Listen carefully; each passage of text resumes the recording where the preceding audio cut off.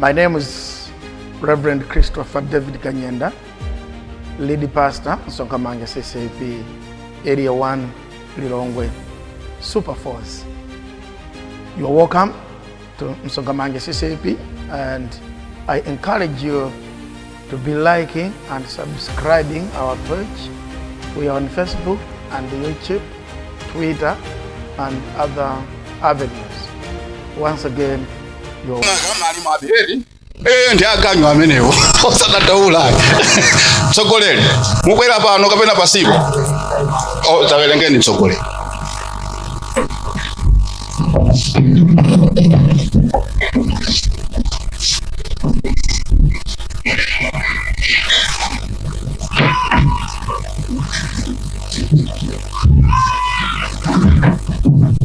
Mwani mpingo wa Ambuye, tieni mwachangu tepeze mau atu ngosavuta kwa pesa. Buku lomalizira kweni kuchipangano chakale, buku la Malaki 4. Ndete zapezanso chivumbulutso, buku lendile lomaliziranso 22.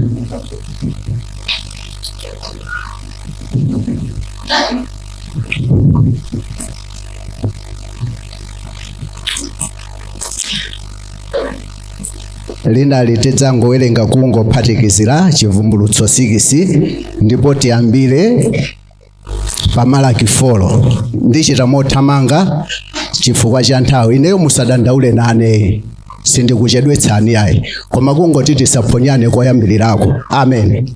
Tieni tipeze mau atu Malaki 4 ndipo ndikuyamba kuwerenga. Ndingowerenga ndime zochepa ziwiri zokha ndeti zidzathamangira ku chivumbulutso. Mawu otsogolera akuti oyipa adzalangidwa, okoma adzadalitsidwa, asamale chilamulo adzafika Eliya. Ndipo ndikuyamba kuwerenga ndime ya 1. Pakuti taonani likudza tsiku lotentha ngati ng'anjo, ndipo onse akudzikuza ndi onse akuchita choyipa adzakhala ngati chiputu, ndi tsiku lili nkudza lidzawayatsa, ati Yehova wa makamu, osawasiyira muzu kapena nthambi. Nkhani imeneyi ikundichititsa mantha kwambiri, koma nkhani ya pa namba 2 ikundikondweretsanso. Pa ndime 2 akuti, koma inu akuopa dzina langa, dzuwa la chilungamo lidzakutulukirani, muli kuchiritsika m'mapiko mwake, ndipo mudzatuluka ndi kutumpha-tumpha ngati anang'ombe onenepa otuluka mukhola. Amen. Tieni tipite pa chivumbulutso 6 tidzikamalizira chivumbulutso 22. Apa tingowerenga kuyambira ndime ya 16, chivumbulutso 7 tipita ku 22 osadandaulayi. Apa ndongofuna tibwere pa chivumbulutso 6, ndime ya 16, chivumbulutso 6 ndime ya 16. Sinafuna kuti ndingonena pamawu kuti nthamangire ku chivumbulutso 22, koma ndafuna kuti tiyenderere limodzi. Nanena kwa mapiri ndi matanthwe, igwani pa ife, ndipo tibiseni ife ku nkhope ya Iye amene akhala pa mpando wachifumu ndi mkwiyo wa Mwana Wankhosa. Ndipo anthu amene amanena pamene pawa kuti muyambire pa verse 15 mukumva akuti panali akazembe, panali achuma, panali amphamvu, panali akulu, komanso panali anthu afulu, komanso ngakhale panali anthu osauka. Ndamene zinthu zitavuta tsopano akupita ku mapiri ndi matanthwe akuti sitichitira mwina tathedwa nzeru, bwanji mutibise kuopa zimene tawerenga m'musi mwake. Chivumbulutso chomaliza 22 tieni tichite mwachangu. Vesi yomalizira yeniyeni ya 21. Chisomo cha Ambuye Yesu chikhale ndi oyera mtima wonse. Amen. Ineyo nkhani yanga ndimeneyo. Tieni tipemphere.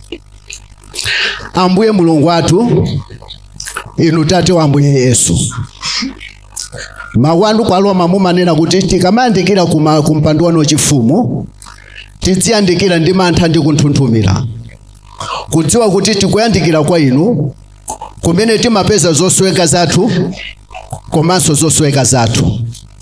Mawa uno kumwamba olemekezeka Mulungu, tikungofuna tizichepetse pamaso panu chifukwa cha mawu awa, kuti inuyo mukakule ifeyo tikachepe Mulungu. Tikamanena za inu Mulungu kulibenso wina Ambuye. Ndikuti timati tikagona usiku inuyo mmatisamalira mmatitetezera. Kunena zoona kumwamba olemekezeka, mutati tagona usiku ndikutisiya kutipatsa baibai, sitikhalanso ndi moyo. Koma tikagona Mulungu china chilichonse chodutsa pakati pathu mumatenga mbali yayikulu. Ngati ife timalawirira mmawa uno kubwera Ambuye, sikuti timathawa nsikidzi m'manja mwathumo Mulungu, ayi kunena zoona.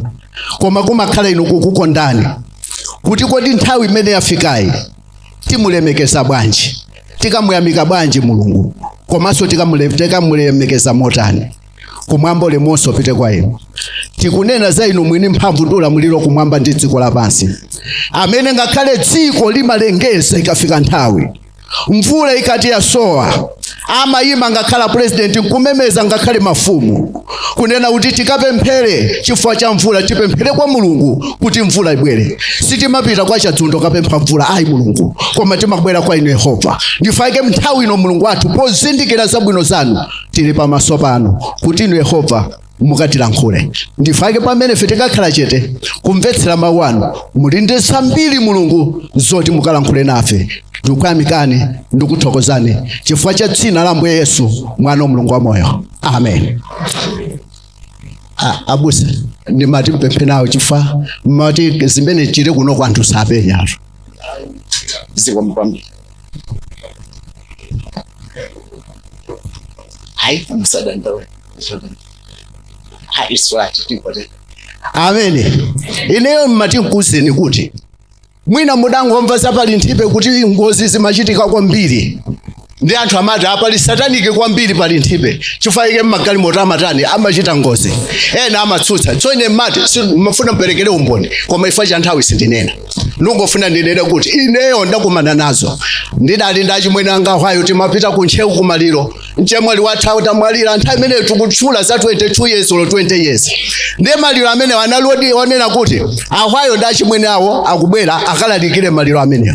Ndife tidachalilira kuno timachoka ma 8 kuloko, koma tidafika mpaka na 12 kumuzi tisanafike. Koma nkhani yanga yakuti uthenga wanga sumene wowe. Ineyo ndili nkanthu kakuti ndikuzeni. Tamvetsere inu okondeka, ndili ndi nthawi yapang'ono imene ndifuna nditalankhulana ndinu, komanso Mulungu atalankhulana ndine kanthawi kamene kaka. Mukudziwa kodi chondisangalatsa nkuti achilera pa sabata ziwiri zapitazi adali pagomepa. Nkhani nkuti achilera aja ankafuna kuyimika kukhoma msonkhano umene udakayimidwa kale kufozi. Kunali kukuwuzani kuti okondeka kutereko tifuna kuwuzani kuti tili ndi msonkhano kufozi wa Easter ndetu kumemani kuti mubwere. Ndi kulalikira akalalikira achileraja. Ndabusa anatumikira sabata ija kunali kukulandirani kukutsikimizirani kuti tili ndi msonkhano dera la kufozi kwakula mpinga akapsata. Haleluya. Ndi nkhani kuti ine ndingokuwuzani lelolo kukutsikimizirani kuti abale okondeka Easter yathu kumkumbukira imfa komanso kuuka kwa Ambuye Yesu kulipo chaka chino, koma tikapangira kufozi.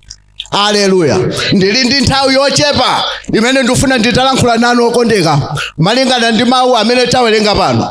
Malaki 4 akulankhula mawu, akunena kuti likudza tsiku lotentha ngati ng'anjo okondeka. Onyada ochimwa odzikuza utadzatha psiti ngati chiputu. Ndiye mawu akuti ngakhale sadzasira muzu, ngakhale chiputu sadzasira.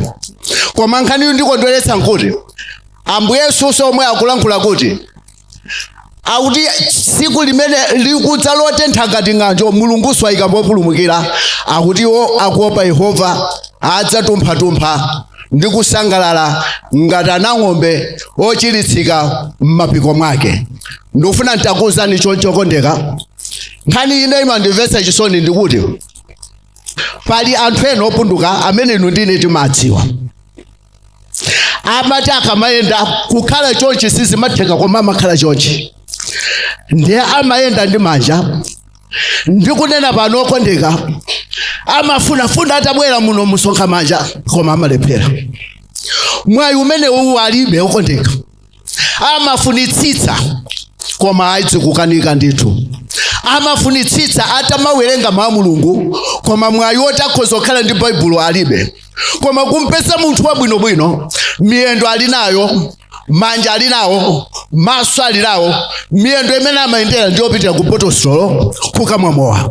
Miyendo imene ali nayo ndiyopitira ku mahule. Miyendo imene ali nayo yokamwera mtonjani. Miyendo imene ali nayo yokamwera uja odabwera pano uja watchuka uja anthu akuti akamwa kumafana uja. Koma ndifuna kakusani okondeka kunena kuti ngati Mulungu atipatsa mwayi, inuyo ndineyo tili bwinobwino osalumalayi, timayenda bwinobwino okondeka. Ndi chisomo china chapaderadera chimene Mulungu akufuna kachigwiritse ntchito pakati pathu Ambuye, kuti tisakhale chete inuyo ndineyo koma tinyamuke chifukwa cha uthenga wabwino tikalalikire. Koma ngozi ndi akuti likudza tsiku lotentha ngati ng'anjo okondeka, limene anthu onyada, ochimwa, oyipa adzatapsiti. Pamene adzatapsita kuti sadzasira ngakhale chiputu, ngakhale china chilichonse cha pamoyo wawo, popeza nthawi ndi tsiku lafika. Koma Ambuye Yesu akuti likudzanso tsiku limene akuopa Yehova adzatumpha ndi kusangalala ngati ana ng'ombe onenepa. Komanso chivumbulutso akundikondweretsa, chivumbulutso 22 ndime yomalizira akuti chisomo cha Ambuye Yesu chikhale kwa onse oyera mtima. Nkhani yabwino Ambuye ndili nayo pano okondeka, ndikufuna ndikutsimikizirani kuti Ambuye akufuna takatilankhula pano mwapaderadera chifukwa cha mawu amene tawerenga pano pa chivumbulutso 7 chivumbulutso 6 paja tawerenga mawu akuti kunali achuma olemera, akasembe, mafumu, afulu komanso ngakhale osauka. Litafika tsiku lina lake limene lidali loopsa kwambiri, akuti adathamanga Ambuye kufunafuna kuti akatipulumutsire. Ndiye adafika kumapiri ngakhale kumathanthwe, ndikukalowa kumeneko ndikubisala nalankhula mawu, tabwera mathanthwe, tabwera mapiri, tibiseni ifeyo kuti tsiku limene lafika loyiwawali ifeyo lisatifikire. Koma tamvetsera inokondeka, akuti ikafika nthawi imeneyo mapiri mathanthwe amakana kuti ifeyo si nthawi yathu yakuti ife tikhoza kukubisani chifukwa lafika tsiku la chiweruziro. Akuti ngakhale atalankhula zimenezozo akuti mutibise chifukwa lafika tsiku lowawitsa la kumpando wachifumu, kuti mutibise la kuwala kwace. Okondeka tamvetserani, likufika tsiku lina lacho okondeka limene munthu adzamva nalo kuwawa komanso adzamva nalo kupweteka. Tsiku limene lindira kuti tsiku la chiweruziro, pamene Khristu Yesu akadali kumpando wachifumu wachikhululukiro, asananyamuke Khristu Yesu kukhala pa mpando wakuweruza. Ineyo ndimafuna takambirana nanu mwayi ulipo okondeka tsiku la lero kuti ifeyo tikhoza kuchita ubale wabwino ndi Mulungu. Mwayi ulipo okondeka tikhoza kuyanjana ndi Ambuye. Mwayi ulipo okondeka tikhoza kupereka moyo wathu kwa Ambuye pakuvomereza ndi kulapa machimo athu. Akuti likudza tsiku limene anthu adzafunafuna moyo, angakhale ena adzafunafuna kufa koma sizidzatheka. Okondeka tandimvetsereni, komanso tanditsateni mwachidwe, komanso tanditsatani mwabwinobwino. Ngati ndifuna kukakusani pano kuti pa moyo wa munthu pali zinthu ziwiri. Tawerenga buku lopatulika, buku la chivumbulutso komanso buku loyambirira. Nkhani ndikuti buku loyamba licha likumangirira zonse zimene adayambira Genesis kufikira na Malaki, komanso kuyambira Mateyu kufikira na chivumbulutso. Buku la chivumbulutso 22 likumangirira mawu ena lyonse amene ali menemu. Ngati Khristu Yesu adafika kuti chisomo cha Ambuye Yesu chikhale kwa oyera mtima onse, kunali kutseka mawu a Mulungu kuti palibe kuonjezera kapenanso palibe kuchotsera. Ngati Malaki adafika kulankhula mawu awa, likudza tsiku lotentha ngati ng'anjo. ng'anjo osonyada adzatha psiti ngati chiputu. Kunali kutseka mawu onse kuyambira chivumbulutso, kuyambira Genesis kufika na Malaki. Tandimvetsereni akukamangirira mawu awa pa Yoswa 10:12 akuti linafika tsiku lina lake pamene ana Israeli adafika pothedwa nzeru, nkhondo itafika pothina, koma Yoswa ataona zafika povuta akuti adayankhulana ndi Mulungu namuwuza Ambuye dzuwa lime akuti dzuwa lidayima, nthaka ikhale chete, nthaka idakhala chete, mwezi ukhale chete, ndipo mwezi udakhala chete. Ndipo akuti atangotero Israeli adakawina ndi kupambana nkhondo, koma nkhani Mulungu adadandaula akuti zimene wachita Yoswa sadzapezeka wina kuchita ku dziko lapansi pakuti wandionongera tsiku. Haleluya. Okondeka tandimvetsereni. Kunyada tikhoza kumanyada kuyerekedwa, koma tsiku la tsiwani kuti likubwera tsiku lina lake limene munthu adzamva nalo kuwawa, limene munthu adzamva nalo kupweteka. Ndilo tsiku lobwera Ambuye Yesu. Ndi tsiku limene akunena kuti ngakhale chuma sichidzakoma, ngakhale ndalama sizidzakoma, ngakhale bedi labwino lija silidzakoma, ngakhale akazi awiri atatu linawo achasadzakoma, china chilichonse chimene munthu amachikonda akuti nthawi imene tsiku limeneli sichidzakoma pa moyo wa munthu. Zidzatengera tsiku limeneli kumwamba kuti okhawo akukonda Khristu Yesu ndakukonda Ambuye Yesu ndamene adzasangalale. Haleluya.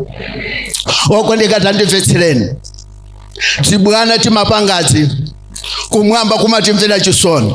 Ndifake ngati inu ndine tili moyo zimatengera chisomo cha Ambuye Yesu kuti Ambuye mwina pamene fe tikukhala pano tikhoza kukhala ndi mpata wolapabe. Ndifake Mulungu akutipatsa mpata umenewu kuti tikamamva mawu Mulungu ifeyo tizikhala okonzeka tsiku ndi tsiku, tizichita ubale ndi Ambuye wathu Yesu Khristu. Koma chifukwa chopulupudza, chifukwa chonyada ndi kuyerekedwa, sitikufuna kuti tikamva mawu Mulungu tikagondera Ambuye Yesu. Sizikutheka, koma kuchita zofuna za pamoyo wathu, kuchita zokondweretsa za moyo wathu. Koma tamvetsereni okondeka akuti likudza tsiku lotentha ngati ng'anjo kuti onse onyada onse oyerekeda adzatha psiti ngati chiputu. Tamvetsereni titakuwusanisha kumtundu wa ku dziko lapansi kuli mtundu wina wa anthu onyada woti akamayamba kunena za munthu ngati kuti iweyo umapita pa nyumba pawo, kapena ngati kuti njira yopitira kumwamba ili pa khomo pawo. Ndipo ndifuna kakuseni kuti akamayamba kunjitenda munthu nkhani ndikuti amachita zinthu ngati iwowo kumwamba dakalowa kale.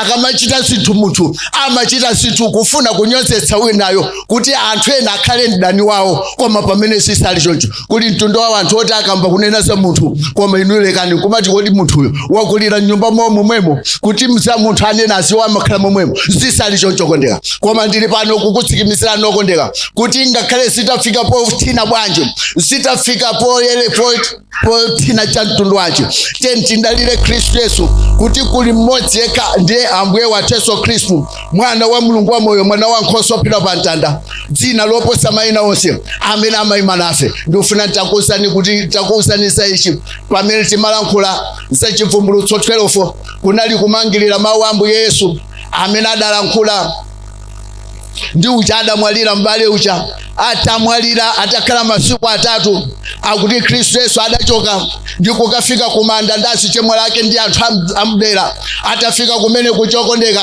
akuti adalankhula mawu a Ambuye Yesu chifukwa cha anthu awa atakadziwa kuti ine Yehova mudandituma. Ndiye akunena kuti atangofika atalankhula Khristu Yesu Lazaro adatsuka manda. Tandimvetsereni, likufika nthawi ndi tsiku limene zovuta zanu zina zisonse, nyengo yanu ina iliyonse imene ngakhale munthu adakhalira kuti inuyo zitavuta cha mtundu wanji, mudzakhala muli nyengo yomweyo, simudzasintha ayi.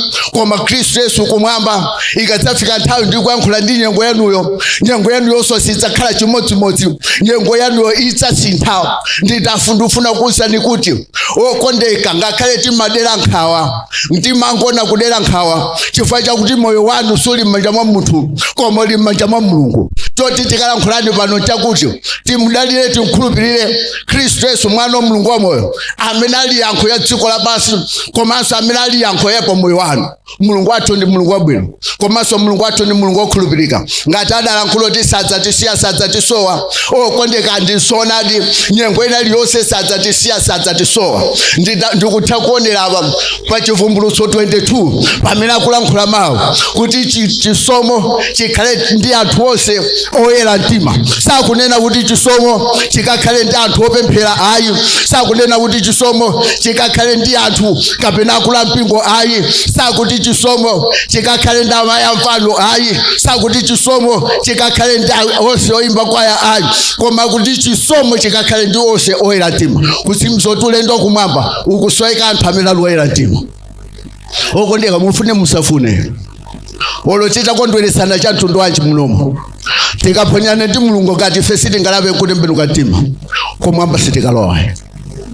Olo titakondweresana cha mtundu wanji.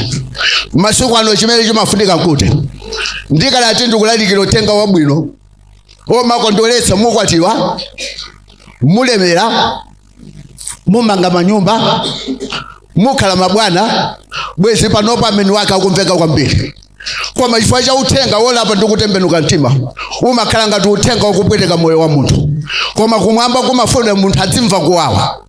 Sichopheka pamene amalemba uthenga mutu wathu wali rejoice in hope. Iyi ndiyo in affliction it saves in prayers. Sizopheka mutu meocha. Okondeka inuyo kuti mudzikasangalala pa moyo wanu mukudutsa mu nyengo ngati zimene sofutazo ndi sofuta kwambiri. Kuti mukhoza kumasangalala kumadumpha mukudutsa mu nyengo yopweteka zimatengera munthu amene akuyenda ndi Yesu. Inu ngati osandiyenda ndi Yesu sizingatheke. Munthu amene akuyenda ndi Yesu ndi amene iyeyo zake zimakhalira bwino. Ngakhale dziko litafika povuta muja amanena azinyongo muja. Ine ndifuna kutsikimizirani kuti munthu amene akuyenda ndi Ambuye Yesu dziko lisilimuwawa ndipo samba kupweteka. Koma munthu amene akuyenda pa yeyekha amva kuwawa koma satha kupweteka. Oti ine ntchito yanga sichotchula za matomato koma uthenga wabwino oti nthawi ino yakuti tikalimbitsane ndi uthenga wabwino. Podziwa kuti fortaleza amene agogo athu ankagula chaka chatha ankagule fe tili ana tili pa secondary tili ma primary mtengo omwe usitingaguleso pano. Koma kunena kuti tikamkhulupirira Mulungu tikayenda ndi Ambuye china chilichonse chikayenda monga Ambuye akufuna pa miyoyo yathu. Oti inu ndine tikayenda ndi Ambuye Yesu. Inu ndine tikakhazikika ndi Ambuye Yesu. Inu ndine tikandalira Ambuye Yesu. Ndifaka kuti chisomo chochokera kwa Ambuye, chisomo chochokera kwa Ambuye Yesu chikhale ndi oyera mtima onse. Oti anthu oyera mtima chisomo chikasunga nyengo ine iliyonse ngakhale tabwera yopweteka anthu akadutsa mu nyengo imeneyo. Koma nyanga utamba fiti ndasembekeze. Na nonse waenda ni makondomu musembekeze. Chifukwa mulipo ni makondomu bwera nomutali chimomu. Anthu opanda manyazi. Nani yake ndimelero. Mukampeza ntala wabwino mwapelekele mukanyumba kagona nyumba mendo matukira ku khomo chonchi. Koma kunyumba kwake wasiya nyumba bwino. Mafuta ameneyo. Ndetu ngofuna tikalimbikitsana okondeka. Zikutengera munthu mene iye akhoza kuyimira pamaso pa Ambuye. Kuti nyengo inoyo inesa ndiwawe. Tandimvetsereni asimayi. Inuyo ngakhale musembekezere ana mumango sintha wino katenga wache tomato, wina wache kalanka, wina wache foloko. Bese kuti nyumba 5 azibambo 6. Ana 5. Musembekezere simene tukambirana panoso. Koma nkhani kuti mutati mwasiya ndi kubwera kwa Ambuye chisomo chilipo. Ambuye akakukondani. Ndi zimene Khristu Yesu anabwerera. Oti ngati panopo Khristu Yesu akadali pa mpando wachifumu wakukhululukira ndifake cha inuyo ndine. Kuti tikozosiya machitidwe athu. Kuti tikumvana okondeka. Nkhani kuti ine ndikunena kuti titakhazikika pa Ambuye, titamudalira pa Ambuye, kuti chisomo chimene akunena pa Chivumbulutso 22 ife tikakhale oyambirira kuchilandira chisomo chimenechi. Sakunena zoti amene ali ndi pachi chisomo chimenechi chikafikira. Ngati pali mahule azibambo ndifama pa chipe. Oti ena anathu ali ukukuku anathu azima inu mulinda anathu achikula mpingo kumeneko. Koma simungadene. Kudabwa munthu kalalikira kudumpa kaita ameni haleluya. Ubudabwa kamwana kulimbikira ameni kukanika kuti ati atajanga tamira kuchita ameni. Ndiye mene munthu amachitira. Koma ndifuna ndikutsikimizireni. Mwayi ulipo ife titabwera kwa Ambuye ambuye akatikhululukira china chilichonse ife mulungu akatilandira komanso mulungu ali wokonzeka. Ndifuna wokondeka nditanena choti kuti munthu wa masiku ano ndi munthu wachabechabe, munthu wachabechabe oti wabwino ndi mulungu basi. Mulungu ndiye wabwino osati munthu ndiye ngoyipa zedi. Munthu amakusekerera ya baba koma mumtimamo oti ena anu mwalinganatu ndakazanzanu simukudziwa koma iye akudziwa kuti nkazenzanga ndi angonena mumtimamo talotatu iwo lichete osadziwa china chilichonse. Mulipo apa de mundiyang'ana muli ndwi zindiyang'anani koma mulipo apa ndiye mwayi ulipo ambuye akuyankhulana ndinuyo kuti kodi nthawi yafika iliya kuti munthu akhoza kulapa kwakhoza osintha akhoza otembenuka mtima tichite motani. Nthawi yake ndinuyo okondeka, nthawi yatithera akutili kudza tsiku lotentha ngati nganja. Onse wonyada amabodza akatapsiti adzigolo kumaita usintha. Lero azimayi tu akudabulitsa lero woti mmene zikwana 12 nzimayi kumpesa ogona kalenda amuna 6 likamalo wathu akwana 12 kuti koma iwe umatha bwanji kuonanso ndalama yake 2000 akuti laundi 2000 akawerengera akuti amuda 12 for 24,000 oti kufera 24,000. Tamvetsereni okondeka, munthu ukozoyera zimenezi koma mapeta ake omakathera kubedi ku Sento. Ndidaona wina wake ku Sento bwanji chemwali ati koma ngati pali munthu wayenda ndineyo kumpese munthu watha waonda koma mawuwo kakunsira mphamvu. Mumadziwa chimene munthu amakhalira mawu amphamvu avomereze mawuwo akamva uthenga wabwino kuti Yesu ndi ambuye mudandifera. Ndifake munthu amakhala ndi mawu amphamvu. Tandimvetsereni okondeka, mulungu akadzafuna inu sadzakambirana nanu. Akadzafuna za moyo wanu sadzakambirana nanu. Iye amachita zofuna yekha. Sakambirana safusanso kwa munthu amachita mofuna yekha. Oti atafuna za moyo wanu angobwera nkukunyamulani. Oti amene amatisausa ndedzidakwa heve dzidakwa kumanyowa ifeyo kumakaimbira maliro ndi mvula kumanyowa machekere yamba ife kugundika osadzoti tugundikire chidakwa chachabechabe koma muno kumamuyamikira kuti anali Khristu wamphamvu chifukwa cha chitupa. Okondeka ndikuuze lero kuti olotaponye chitupa mwatundu wachi umapereka 100,000 ngati moyo wako sakonzeka sukalowa kumwamba. Kaya kula mpingo munditanira kuselitanire koma nende ndikutsikimizira panopo ndikuti tu mutagundika cha mtundu wachi 500 kuponya ife ndeti zizigwiritsa ntchito kusalima kaya tupita kuti kusonkhano kagwiritsa ntchito koma iwo wako ulipo kugayena. Ndiye mawanga onse wacha tamvetsereni. Malaki uja watseka mabuku onse oyambirira chivumbulutso watseka chipangano chatsopano ngani nkuti akumangirira mabuku onse ngani mabuku onsewa agona pa zinthu ziwiri moyo osatha komanso gahena basi.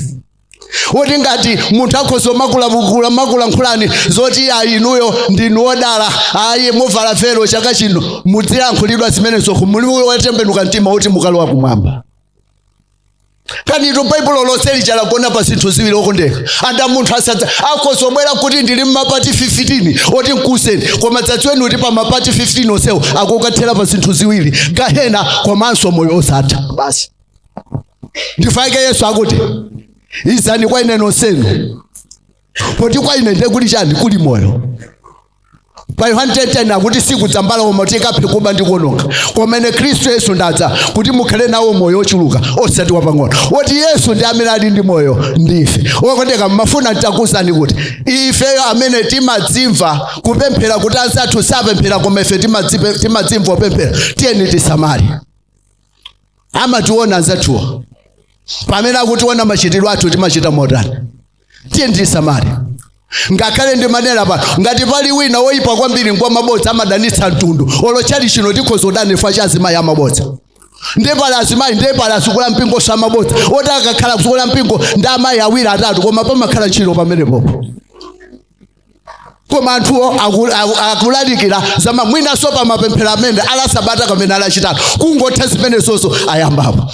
Nkhani kundikondweretsa kondwerani chiyembekezo pilirani masauso. Okondeka woti munthu amene akhoza kupilira masauso kumakondwera ndiye khayo amene ali ndeso woti zakupsinjani inuyo ndi kumafika povina choti kuyerekedwa mwa Ambuye koma muli pa mavuto. Okondeka sicha pafupi zimatengera kumwamba.